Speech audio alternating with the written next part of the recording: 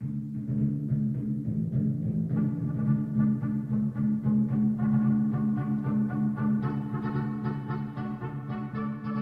oui, elle a une doctrine. Elle a une doctrine, cette doctrine, en un mot, c'est le cosmopolitisme. En réalité, le projet européen est un projet artificiel dont l'essence est la disparition des nations, la dissolution des nations, dans un magma anational. Et dès l'origine, le projet européen, le projet dit de construction européenne, conçu par le nommé Jean Monnet, qui était entre parenthèses un agent américain, visait à créer une étape d'intégration des nations, de dissolution des nations, vers le projet ultime de l'État mondial. La construction européenne n'est qu'une étape vers l'État mondial et la dissolution des nations. Alors, il faut partir des prémices, si vous me le permettez. L'Europe n'est qu'une expression géographique. Il n'y a ni civilisation européenne, ni race européenne, ni ethnie européenne, ni peuple européen. Il y a une civilisation occidentale dont ne font partie ni la Russie, ni l'Ukraine, ni les Balkans. Il y a une race caucasoïde, blanche, si vous préférez. Il y a une ethnie française, une ethnie allemande, etc. Il y a un peuple français, un peuple allemand, un peuple italien, etc. Et même comme expression géographique, d'ailleurs, l'Europe n'existe pas réellement. C'est une sorte de mythe qui nous vient des Grecs. Mais quand on regarde une carte de géographie, comme vous l'avez fort bien dit, cher monsieur, on voit très bien que l'Europe n'est qu'une partie d'un continent eurasiatique. Donc, dès l'abord, la notion de construction européenne est faussée. Et on a bien vu d'ailleurs que, certes, avec l'OTAN ajouté à l'Europe, à l'Union européenne, un lien existe entre les pays de l'Occident de part et d'autre de l'Atlantique. Mais l'Union européenne, ou avant elle, la communauté européenne, n'a eu aucune difficulté à s'étendre vers l'Est, au-delà des limites de la civilisation occidentale. Ces limites, d'ailleurs, on peut dire que ce sont les limites des deux alphabets, ou des trois alphabets, qui correspondent en fait à la cassure de 1054 entre l'Orient et l'Occident. Avec le grand schisme. À l'ouest, c'est l'alphabet latin. À l'est, c'est l'alphabet cyrillique ou l'alphabet grec. Je préviens tout de suite une objection, parce que vous allez me dire que la Roumanie a l'alphabet latin, mais je vous signale que la Roumanie a adopté l'alphabet latin au XIXe siècle et qu'avant elle écrivait le roumain, pourtant c'est une langue romane, avec l'alphabet cyrillique. Et d'ailleurs, la Moldavie, qui est un morceau de Roumanie détaché par Staline de la Roumanie, parle le moldave, qui est en fait un dialecte roumain, et l'écrit avec l'alphabet cyrillique. Donc l'Europe n'existe pas, mais la construction européenne englobe des pays qui ne sont pas des pays d'Europe occidentale. Des pays des Balkans, comme la Bulgarie ou la Roumanie. Et même, c'est énorme, il y a depuis des années des négociations d'entrée, d'adhésion à l'Union européenne, à la communauté européenne avant l'Union européenne, qui sont menées avec la Turquie. C'est hallucinant. Parce que je veux bien que l'on réunisse des pays de civilisations différentes, mais qui sont chrétiens, car on confond l'Europe et la chrétienté.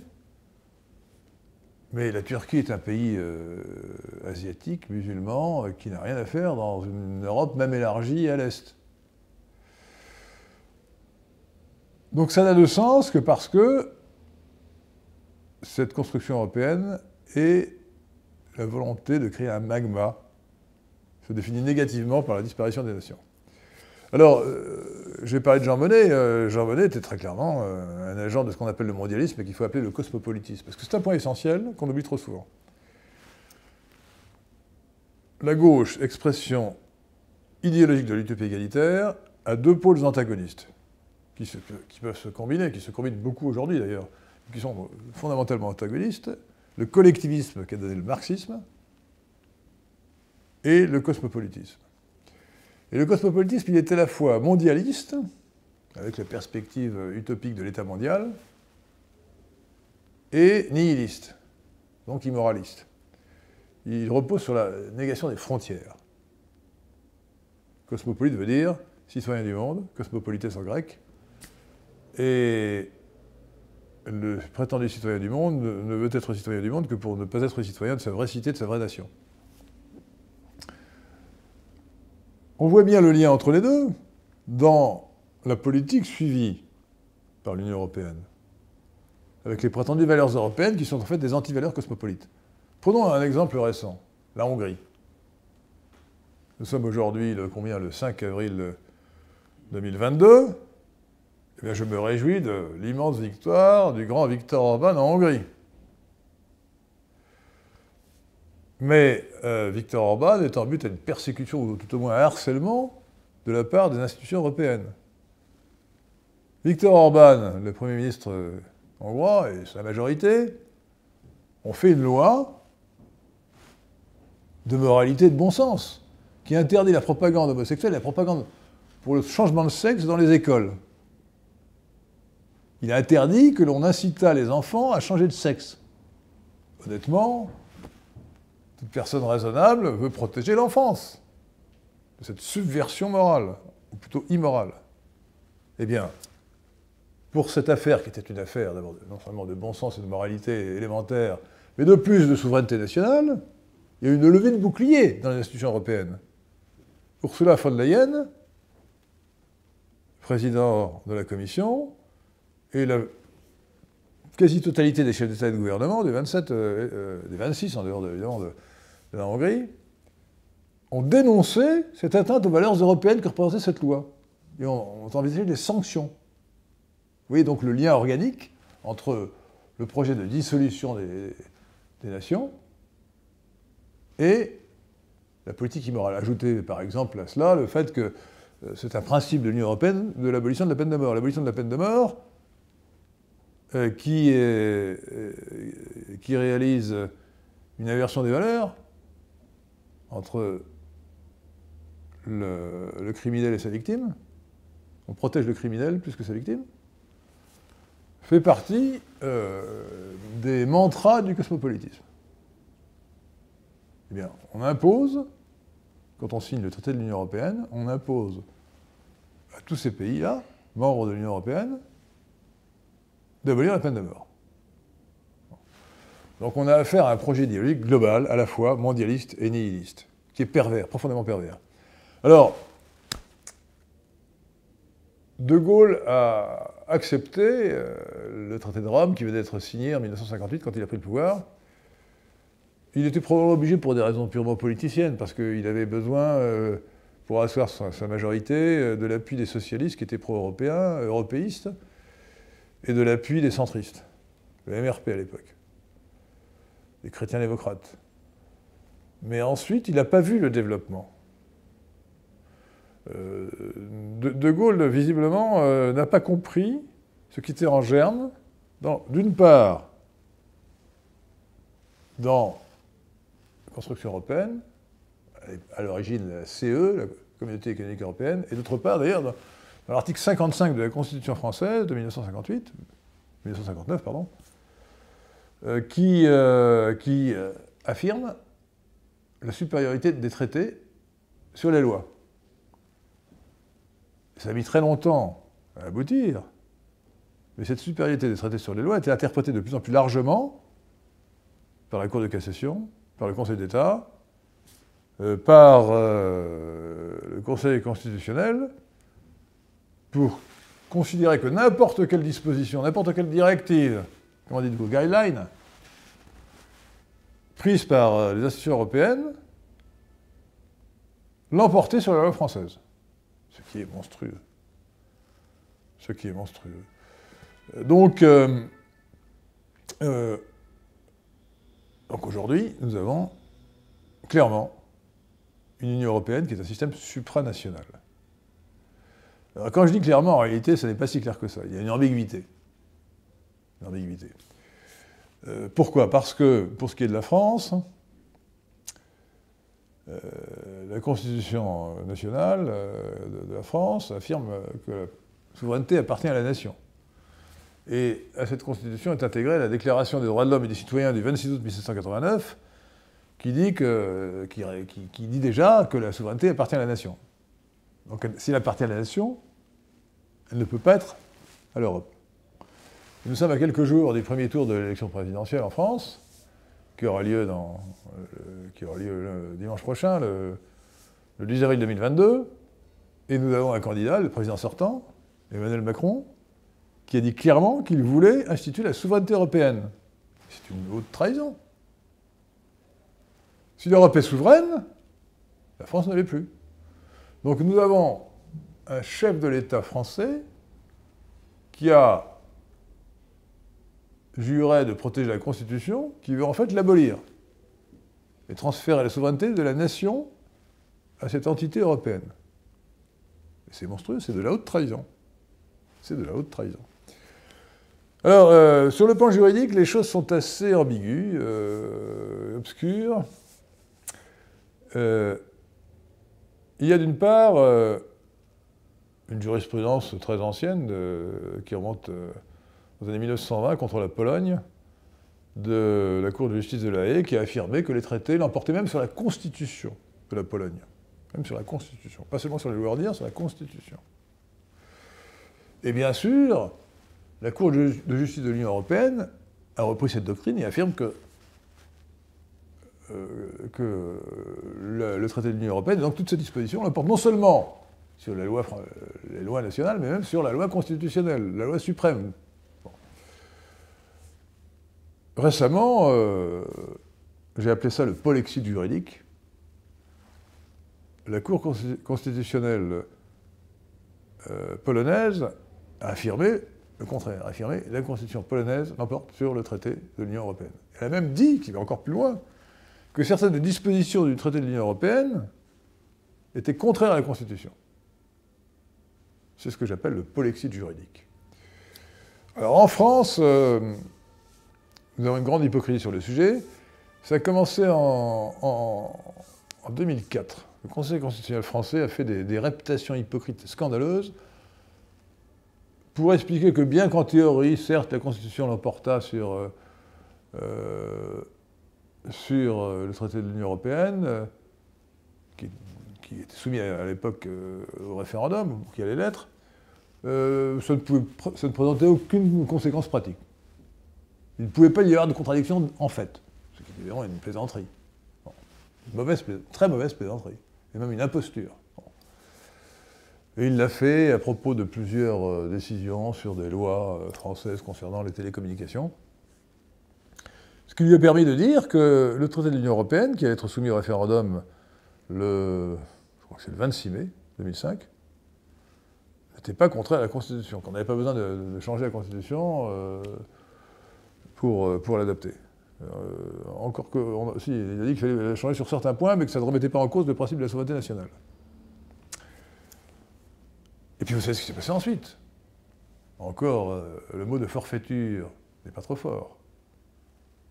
Forfaiture, haute trahison sont des crimes. Le peuple français a rejeté le 26 mai 2005, par une large majorité, près de 55% des voix, le projet de traité sur l'Union européenne, sur la Constitution européenne, la Constitution de l'Union européenne. Référendum que Chirac avait organisé parce qu'il était persuadé qu'il allait remporter.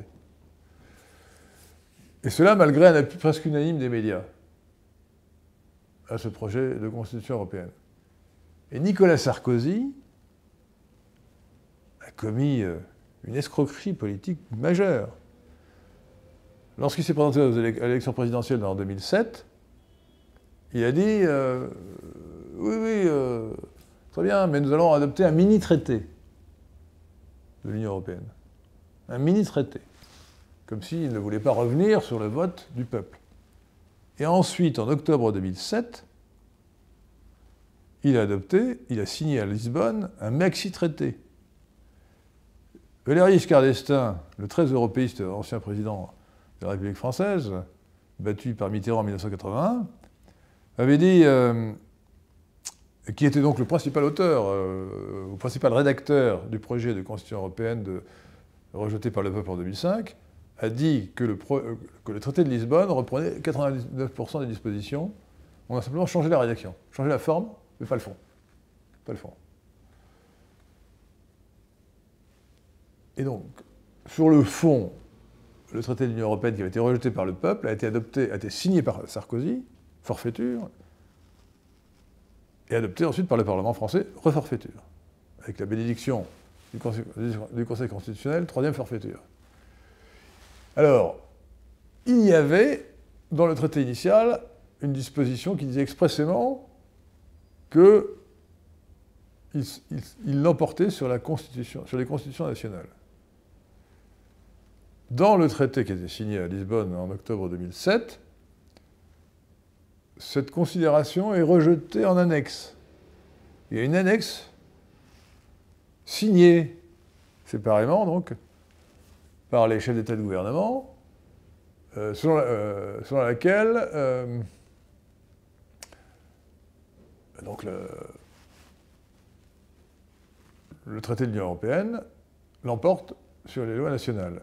Et il y a une note en bas de page qui dit, oui, parce que le texte dit, selon la jurisprudence de la Cour de justice de l'Union européenne, une note en bas de page qui dit, cette jurisprudence dit bien que la Constitution est inférieure, que le traité est supérieur à la Constitution nationale. Et Sarkozy l'a signé. Forfaiture. Et ensuite, le Conseil constitutionnel est passé sur cette objection en disant « Ah oui, mais comme c'est une annexe, ça ne compte pas », ce qui est un mensonge absolu. Donc on vit dans le monde de l'imposture.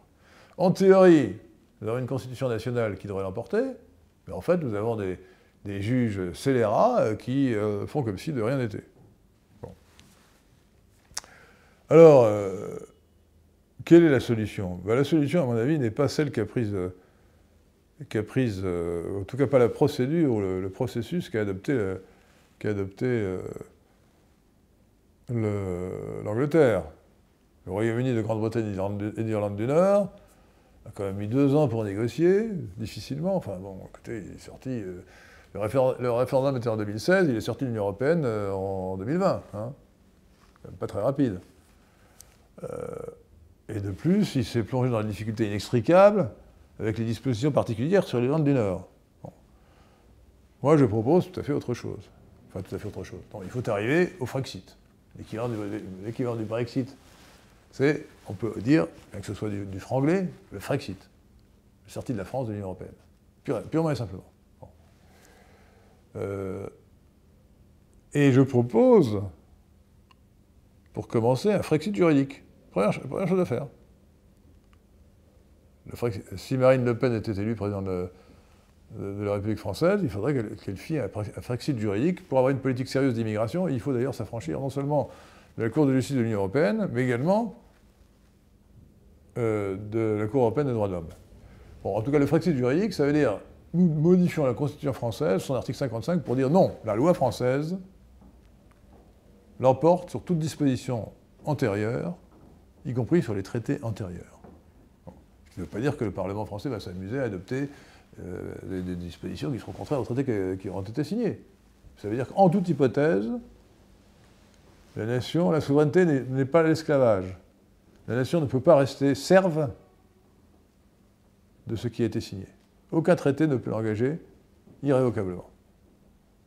Et de toute façon, en cas de doute, s'il y a une contradiction qui apparaît entre un traité et une loi, c'est la loi, si elle est postérieure, qui l'emporte. Sachant qu'un traité est adopté par une loi de ratification. Donc s'il est adopté postérieurement à une loi, bah, c'est lui qui l'emporte, puisqu'il est postérieur. Donc le Frexit juridique permet immédiatement de recouvrer une souveraineté, de protéger la souveraineté, de permettre l'exercice plein et entier de la souveraineté nationale. Il faut bien savoir que ce Frexit juridique conduit nécessairement et rapidement, à mon avis, au Frexit tout court. Parce que les autres nations, les autres États d'Europe n'accepteront pas cette situation. Alors, pourquoi devrions-nous rester dans l'Union européenne? D'abord, je vous ai dit, c'est un processus de disparition des nations que nous ne pouvons pas admettre.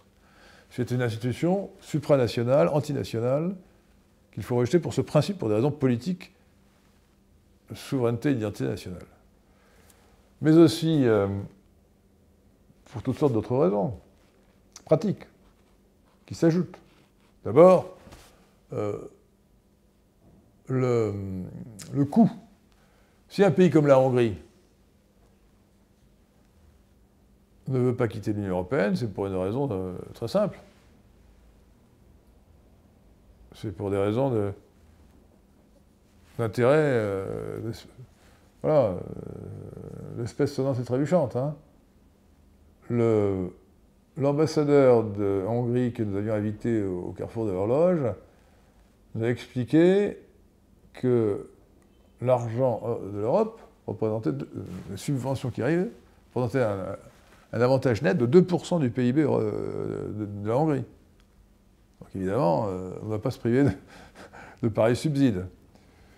Et on comprend la difficulté pour la Hongrie d'être soumise aux pressions de la Commission et de l'Union européenne qui lui dit si vous n'abrogez pas votre loi qui protège les enfants, on va vous couper vos vivres. C'est scandaleux, mais c'est comme ça. La Pologne, c'est un peu différent, parce que la Pologne est tellement traumatisée par son histoire, il faut voir ce que c'est que l'histoire de la Pologne, hein, qu'elle a tellement peur de la Russie, comme on le voit aujourd'hui dans l'affaire ukrainienne, qu'elle veut non seulement rester dans l'OTAN, mais aussi rester dans l'Union européenne, pour faire pièce à la Russie. Et la Hongrie, c'est surtout pour des raisons financières, à mon avis. Donc, mais nous, Français, nous payons plus que nous recevons. L'Europe, l'Union européenne, nous coûte. Le solde net est négatif pour nous. Nous n'avons rien à gagner. Vous vous rappelez que Mme Thatcher avait dit autrefois « I want my money back ». Je veux récupérer mon argent. C'est la moindre des choses qu'il faudrait faire, mais ce n'est pas du tout suffisant. Alors, ajoutons à cela les difficultés commerciales que représente l'Europe. L'Europe, initialement, devait être une zone économique protégée, avec un tarif extérieur commun aux frontières extérieures de l'Union européenne, Communauté économique européenne d'abord, qui devait être suffisant pour protéger l'industrie et l'économie des pays d'Europe. Ce n'est plus le cas. Ça montre bien d'ailleurs la volonté cosmopolite, donc mondialiste, des dirigeants européens, des dirigeants de l'Union européenne, qui ont accepté de baisser à presque rien les tarifs douaniers. Alors même que les tarifs douaniers sont une recette de l'Union européenne. Donc les institutions européennes ont agi contre leur intérêt économique et budgétaire pour des raisons idéologiques.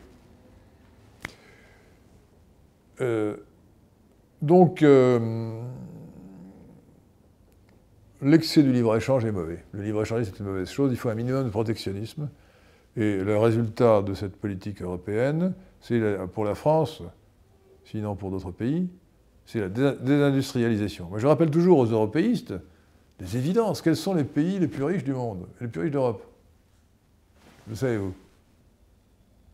L'Allemagne? Non. D'Europe, je n'ai pas dit de l'Union européenne. La Suisse et la Norvège.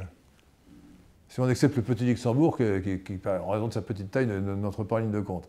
La Suisse et la Norvège, deux pays qui ne sont pas dans l'Union européenne. Alors la Norvège, on va nous dire, ils ont du pétrole. Oui, ils ont peut-être du pétrole, mais enfin c'est un pays montagneux, qui a peu de surface agricole, qui a peu de ressources en dehors du pétrole, et qui est à perpète au nord, froid. Bon. Quant à la Suisse, c'est un pays enclavé, un pays de montagne, qui n'a aucune ressource naturelle, et pourtant le revenu par tête d'habitant des Suisses, c'est 50% supérieur à celui de la France. Alors quel est l'avantage de l'Union européenne? C'est pas qu'il est inexistant, c'est qu'il est négatif. L'Union européenne est un désavantage. Ajoutez à cela l'euro. Tous les pays de l'Union européenne ne sont pas dans l'euro, mais nous y sommes. Et l'euro, nous l'avons dit depuis toujours, non seulement c'est un scandale politique, une perte des prérogatives de la souveraineté nationale, mais surtout, c'est une stupidité économique. Il se trouve que la zone euro n'est pas une zone monétaire optimale. Ça, c'est de la théorie économique, mais ce n'est pas une zone monétaire optimale. Dans une zone monétaire optimale, c'est une zone où les mouvements des facteurs de production, des travailleurs et des capitaux, circulent suffisamment pour rétablir l'équilibre en cas de choc exogène. Bon. Même d'ailleurs, les États-Unis d'Amérique, en dépit de l'absence de frontières, en dépit du fait que tout le monde parle la même langue, l'anglais, l'anglais des États-Unis, si on peut appeler ça de l'anglais, hein. Pardonnez-moi, n'est probablement pas une zone monétaire optimale. Sur le plan strictement économique, il vaudrait mieux qu'il y ait 2 ou 3 dollars aux États-Unis. Oui. Alors, qu'est-ce qui fait une zone monétaire optimale? Bon, si vous prenez l'exemple, imaginez par exemple que tout d'un coup on réduise le budget de la défense aux États-Unis. L'État du Massachusetts, qui produit beaucoup d'armement, va être frappé par un choc exogène. À ce moment-là, que va-t-il se passer? D'une part, les gens qui sont au chômage vont prendre leur voiture et vont aller au Texas ou en Arizona pour chercher du travail ailleurs. D'autre part, il va y avoir une péréquation budgétaire. L'État fédéral va prélever moins d'argent sur Massachusetts et va lui verser plus de subventions. Et puis, bien sûr, les capitaux vont affluer pour employer les gens qui seront disponibles sur place. Voilà les facteurs qui permettent de rétablir l'équilibre. Quand il n'y a pas la possibilité de rétablir immédiatement l'équilibre par la modification du cours d'échange. Quand il y a monnaie unique, on ne peut pas modifier le cours d'échange. Pas d'évaluer ou réévaluer. Alors l'Union européenne, de ce point de vue-là, c'est la pire situation. La zone euro, c'est la pire situation. Il y a, donc par définition, il n'y a plus de possibilité de d'évaluer ou de réévaluer. Le mouvement des travailleurs est quand même relativement limité. Il existe, bien sûr, mais pas suffisamment. Les Allemands ne parlent pas le français, les Français ne parlent pas l'allemand, donc les mouvements de population sont plus difficiles à opérer sur le marché du travail. De plus, alors les capitaux circulent assez bien, mais la péréquation budgétaire est très insuffisante. Le budget de l'Union européenne, c'est 1% du PIB. Donc c'est complètement insuffisant, du PIB total des pays européens. Donc c'est complètement insuffisant. Donc sur le plan strictement économique, l'euro est une sottise, on le sait depuis longtemps. Les économistes sérieux l'ont dit depuis le début. Hein. Bon. Et ça explique le ralentissement de la croissance dans les pays de la zone euro et de l'Union européenne. Donc en réalité, on voit bien d'ailleurs depuis, on peut dire même depuis la création de la Communauté économique européenne, que la croissance s'est ralentie. Donc sur le plan économique, sur le plan financier, sur le plan politique, sur le plan idéologique, l'Europe, l'Union européenne, est une mauvaise chose. C'est un projet anti-économique, antinational, anti-moral. Il est essentiel que nous sortions de ce machin. Vous savez, De Gaulle parlait du machin pour l'ONU. L'expression s'applique encore beaucoup mieux à l'Union européenne. C'est un machin. Un machin technocratique, idéologique, qui nuit aux intérêts de la France et aux intérêts, à vrai dire, de toutes les nations qui en font partie. Qu'est-ce que vous pensez des voix qui s'élèvent en France, d'ailleurs aussi dans d'autres pays, contre la notion de constitution européenne? On a Ursula von der Leyen qui a récemment déclaré que ceux qui étaient contre l'Europe étaient contre la démocratie elle-même. Et on sent également dans le discours des candidats à la présidentielle en France un rejet de l'Europe chez Marine Le Pen, chez Jean-Luc Mélenchon. Est-ce que finalement les Français renouent avec peut-être cette conscience, si on peut l'appeler conscience anti-Europe, qui était née à l'époque de la Constitution, ou en tout cas en 2005. En 2005. Alors d'abord, il faut dénoncer la posture de Mme von der Leyen, qui dit que quand on est contre l'Europe, on est contre la démocratie. Mais c'est une plaisanterie, il n'y a pas de démocratie européenne. La démocratie ne peut être que nationale. Il n'y a pas de peuple européen, il n'y a pas de citoyens européens en dehors de la théorie. Bon. La démocratie n'existe qu'à l'intérieur d'un peuple. D'ailleurs, étymologiquement, la démocratie est le pouvoir du peuple. Il n'y a pas de peuple européen. Bon.